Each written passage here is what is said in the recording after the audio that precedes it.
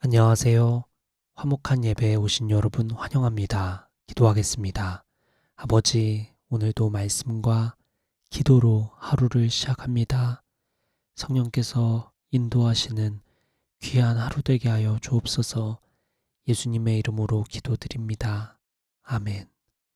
오늘 말씀은 민수기 22장 23절 말씀입니다.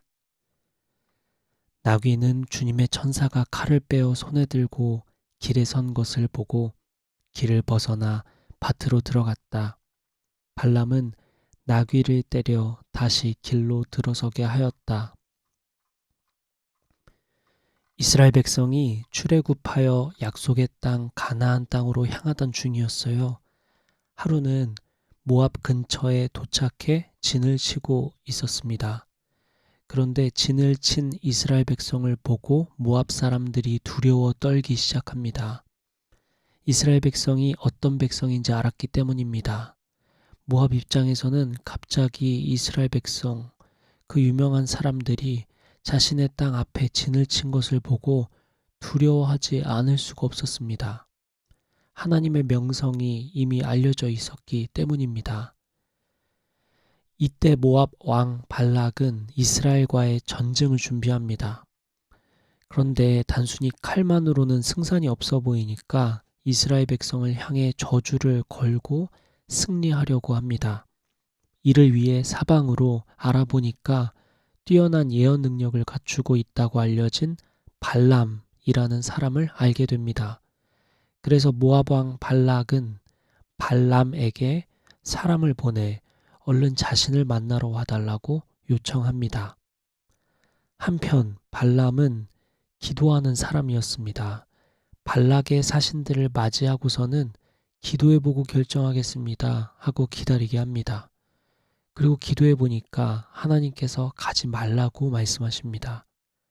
발람은 발락의 사신들에게 갈 수 없다고 말하자 모압 왕 발락은 물질적으로 더 근사한 제안을 하며 발람을 한 번 더 꼬십니다.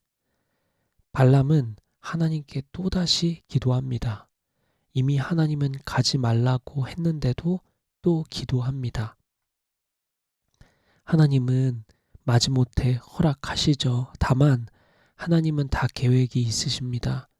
발람이 발락의 요구대로 이스라엘 백성을 저주하지 못하도록 만드실 작정이었습니다. 그 계획 아래 발람이 모압 왕 발락을 만나러 가도록 허락하시죠. 자, 이제 발람이 모압 왕 발락을 만나러 가는 길에 발생한 사건이 오늘 본문 말씀입니다. 발람은 좀 신나 있을 것 같아요. 한 나라의 왕이 자신을 초청했고 예언을 하고 나면 큰 보상이 있을 예정입니다. 사고 싶은 거, 먹고 싶은 거, 누리고 싶은 거 다 누릴 수 있게 된 거죠. 그런데 가는 길에 갑자기 나귀가 길을 멈춰섭니다. 발람의 눈에는 보이지 않지만 주님의 천사가 길을 가로막았기 때문입니다. 나귀는 그것을 보고 멈춰 쓴 거죠. 자, 다시 오늘 본문의 메시지를 이해하기 위해서 발람의 입장에서 한번 생각해 보겠습니다. 어느 날 모압 왕 발락이 사신을 보내 자신을 초청한 거죠. 일생일대 엄청난 기회입니다. 그런데 그래도 기도해 보겠다고 결정하고 기도하는데 하나님께서 가지 말라고 하셨죠. 그래서 발람도 아쉽지만 모압 왕 발락의 제안을 거절하게 됩니다. 그런데 또다시 모압 왕 발락이 이번에는 좀 더 예의를 갖추고 더 직급이 높은 사신들을 보내며 와주기를 간청합니다. 발람의 입장에서 이 제안을 승낙하면 엄청난 보상이 따를 것 같았겠죠. 그래서 하나님은 가지 말라고 하셨지만 한 번 더 기도했습니다. 사실은 하나님이 뜻이 궁금해서가 아니라 하나님 뜻이 궁금해서가 아니라 자기 자신이 얻을 수 있는 게 많으니까 가고자 했던 마음이 커서 또 기도한 거죠. 하나님은 발람의 그 의도를 알지만 발락에게 가는 것을 허락해 주십니다. 발람은 신이 나서 길을 나서는데 갑자기 나귀가 가던 길을 멈추고 밭으로 길을 트는데요. 그리고 멈춰서는데요. 나귀가 벌벌 떨고 있습니다. 발람은 어떤 생각이 들었을까요?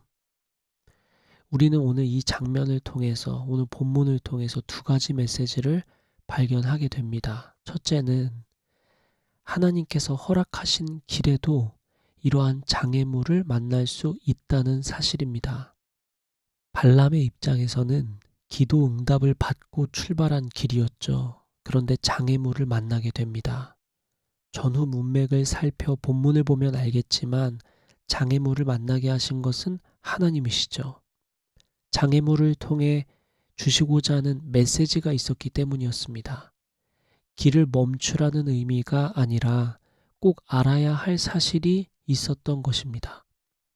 우리 인생에도 이와 같은 장애물을 만날 때가 있죠. 하나님의 사인에 따라 나아가고 있는데 하나님이 응답하신 것 같은데 장애물을 만나는 경우가 있습니다. 그것은 하나님께서 멈추라는 사인이 아니라 꼭 알아야 할 사실이 있다는 사인입니다. 만약 여러분이 지금 하나님의 인도하심에 따라 나아가고 있는데 장애물을 만나고 있지는 않습니까? 그것은 멈추라는 사인이 아니라 나아가되 꼭 알아야 할 사실들, 주의해야 할 것들이 있다는 것이니 그것이 무엇인지 찾는 것이 중요하겠습니다. 그리고 오늘 본문에서 발견할 수 있는 두 번째 메시지는 하나님은 자신의 뜻과 다른 길을 선택해도, 인간이 하나님 자신의 뜻과 다른 길을 선택해도 하나님은 하나님 자신의 뜻을 이루실 수 있는 분이라는 사실입니다.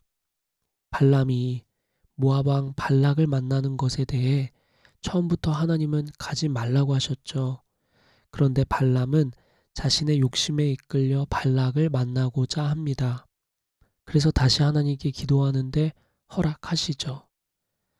하나님이 하시고자 하는 일은 결국 무엇이었냐면 처음에 왜 발람을 막았죠?